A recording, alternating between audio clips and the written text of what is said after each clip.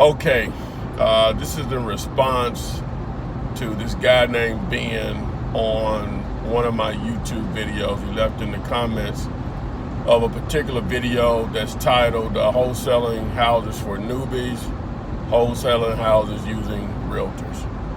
And in that video, I basically explain how I suggest you should deal with realtors if you're going to try to use them as a source for generating leads. First of all, I don't even recommend it, especially for newbies. But if you are going to pursue it, and I don't know everything, I just tell you what I have proven to show that works. And so in the video, and this is going to be more than a 1 minute post here, I couldn't get all this in on a just normal Instagram post, so it's going to be an IGTV video, and but you can see all of it, just continue on. But so with that being said, in the video I explain how to deal with realtors. And if you want to see that entire video, just go to YouTube and search for it. From that title, just put in Wholesaling Houses Using Realtors and put Flip Man behind it, and the video will come up. But to follow up, just to read what he actually put there in response to that video, he's like, nah, this is bunk. You're misleading realtors into thinking you are a buyer. Be upfront with people.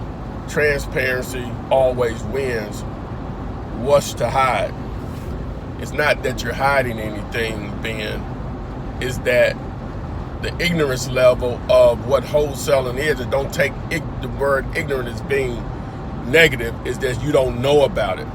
And so the reason that when you're having a conversation with an agent that you are a buyer, because you are a buyer, because the contract says you are a buyer, doesn't matter where the money comes from.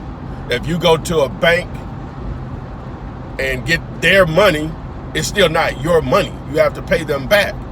If it's a cash buyer on the other end of the deal, will be a cash buyer at the end of, what's the difference? The check still cashes. You're sitting down with actual title companies and or attorneys, the same one realtors use, and they're closing the deals. They're not putting their livelihood in jeopardy on how they feed their family for me or anyone like me that does deals. Hundreds of wholesale transactions happen all over this country way before I got into the business, which was in 2003. This is a very old technique. But when you're dealing with real estate agents and a lot of students, especially people that are trying, not non-students, people that are trying to learn the business, the first things they want to do, one of the first things they want to do is contact an agent and say, hey, explain this wholesaling thing with me, or will you work with me to find deals or whatever. And they try to explain, 9 out of 10 agents, as much as it is available out there on the internet about wholesaling, will say it's illegal. No, you just don't know about it. And you're supposed to so-called be an expert, but it is not bunk.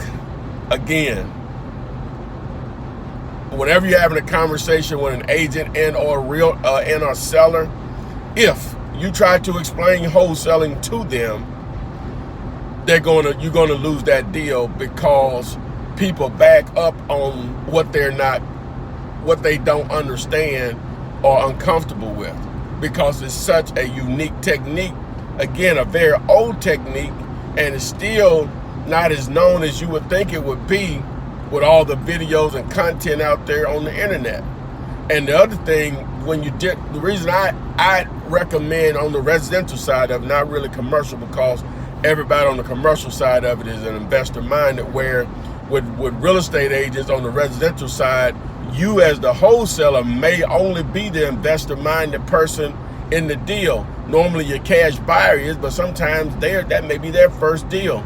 So whenever you bring a realtor into a deal on the residential side of it, you're injecting someone else's personal financial situation in the decision making. And what I mean by that is an agent, I don't care what they say, they're lying, their bills matter first. So they're going to influence a seller if possible so they can make the most money. That may not be in the best interest of that seller. They may really need the money quick.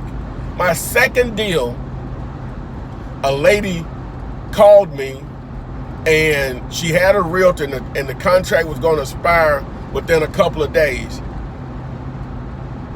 The realtor had the property listed at $49,000 and this house was in horrible condition. It was only a $60,000 neighborhood.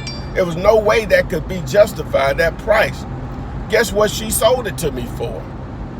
If I remember correctly, it's either $8,000 to $10,000, and I wholesaled it for like $14,000 or $15,000 and made $45,000. She said that she told the agent that she knew she couldn't get that amount. That's just one story. Not all agents fit in this window, but most do. Most do, from my experience. So Ben, this is not bunk. Your comment is bunk. Follow me on Instagram, seeing this on YouTube, subscribe to the channel.